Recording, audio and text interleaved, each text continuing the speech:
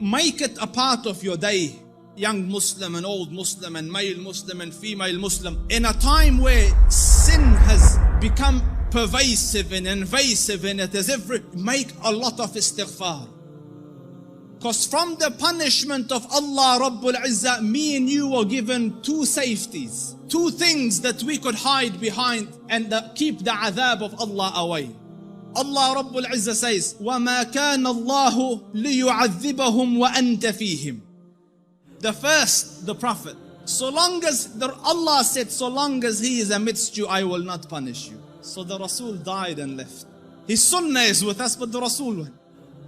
The second one, and Allah will not punish them so long as they seek forgiveness. So the only salvation you have now is perpetual istighfar. The Rasul sallallahu alayhi wasallam says, I say more than 100 istighfar a day, and some say in a gathering. Busy yourselves with istighfar. Astaghfirullah al-azim. Oh Allah forgive me. Oh Allah forgive. Astaghfirullah al-azim. Make it a habit. And wallahi, Allah will open all the doors of goodness upon you. In the time of Hassan al-Basri, he was alim, zahid, taqiyyun, naqi, lillahi al-wali, min al-shaytani bari, a righteous man. And he had students. So he was busy with them. And a man came and he said, Shaykh, I have problems. So he goes, what's your problem? So he goes, there's no rain in our land. Drought has come. Give me something to do. So he said, increase the saying of istighfar. So he thanked him and went. The other man came. Sheikh, poverty has struck us. There's no income, no money. So he said, say istighfar, increase the saying of istighfar. And his students are watching. Third person came. Sheikh, I can't have children. So increase the saying of istighfar. So the students look at the Sheikh, every person came with whatever sickness. You have one medication, just injecting everyone the same thing. What's going on? So the Sheikh said, it's from the Quran. فَقُلْتُ اسْتَغْفِرُوا رَبَّكُمْ إِنَّهُ كَانَ غَفَّارًا يُرْسِلِ السَّمَاءَ عَلَيْكُمْ مِدْرَارًا وَيُمْدِدْكُمْ بِأَمْوَالٍ وَبَنِينَ وَيَجْعَلْ لَكُمْ جَنَّاتٍ وَيَجْعَلْ لَكُمْ أَنْهَارًا.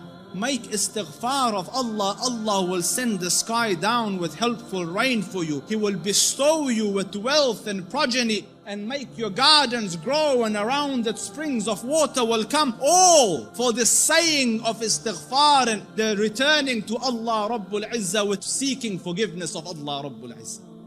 Make istighfar, Muslims. Amidst the scholars of the past, one of the famous ones is Ahmad ibn Hanbal.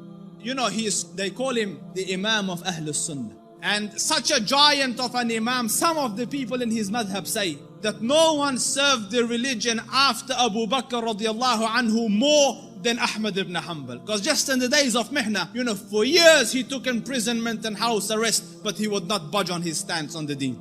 So his fame and repute extended across the Muslim land. Everyone knew him, but there was no selfies in those days, you couldn't share a picture. So no one knew. Few people around him and his students and the Ahlul Ilm knew what the Shaykh looked like. Most people hadn't seen him, but they had heard about him.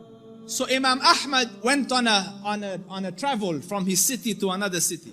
And when he reached that city, night befell him. He was in a masjid and he was trying to sleep in the masjid, because in those days there was no hotels and things. So the guard came and he said, get out of the masjid. So he said, listen, I'm a traveler. I don't have anywhere to go. I will just be here till tomorrow and then I will be on my way. So he said, no, get out. So the Shaykh went and sat outside the door. Can you imagine? This was a man, who, when he used to walk, hundreds would be walking with him and they would kiss his head and hold his books. Imam Ahmad was Imam Ahmad. Now he's sitting at the door of the masjid. So he looks at him, he goes, didn't I tell you to go? He goes, I'm outside. He goes, no, get out. So he said, listen, it's just... So he said he held the Imam from his leg and dragged him onto the street. Imam Ahmad. And the Shaykh, subhanallah, And when he's landed in the middle of the road, across the road was a baker, the one that makes bread. So the baker saw him and he goes, listen, he sees in him signs of piety and taqwa. So he goes, come here and sleep in my bakery, and I am making the dough all night and fixing the bread, because people will come at Fajr to buy, but you sleep here as I'm doing my work. So the Imam thanked him and went and laid down, but he's watching him, that every time he makes the dough, he says, Astaghfirullah, Astaghfirullah, Astaghfirullah. And as he's making Astaghfirullah, Astaghfirullah. So all night he saw this man, Istighfar, Istighfar, Istighfar. So He went to him, he goes, for how long have you been on this practice? For how long have you been practicing this? So he said, for a long time now. So he said, for how long? He said, for a long time. So he goes, have you seen any benefits? Because no one can be so consistent and perpetual on dhikr and on istighfar and Allah not grant him some favor. So he goes, I've realized that whatever dua I ask, Allah grants me, except for one dua that he hasn't accepted. So he said, what dua was this? He said, I prayed that, Ya Rab, let me see Imam Ahmad ibn Hanbal, and so far I haven't seen him. So the Shaykh said, he goes, Subhanallah, he dragged me by my feet to come into your bakery. Simply cause, imagine, out of my city into his house, out of his house when I was refusing, dragged me by my feet so that I could come and answer to your dua. فقلت استغفروا ربكم إنه كان غفارا يرسل السماء عليكم مدرارا ويمددكم بأموال وبنين ويجعل لكم جنات ويجعل لكم أنهارا. My dear brothers, turn to Allah Rabbul Izzah. Wallahi, I don't say this as a nice to say, but all of the problems to all your answers is Allah Rabbul Izzah. Your refuge from every difficulty is Allah Rabbul Izzah. Turn to Him with it. Wallahi, turn once to Allah Rabbul Izzah, and you will find your Lord more merciful and more accommodating and more accepting than the kindest of the kind of this world.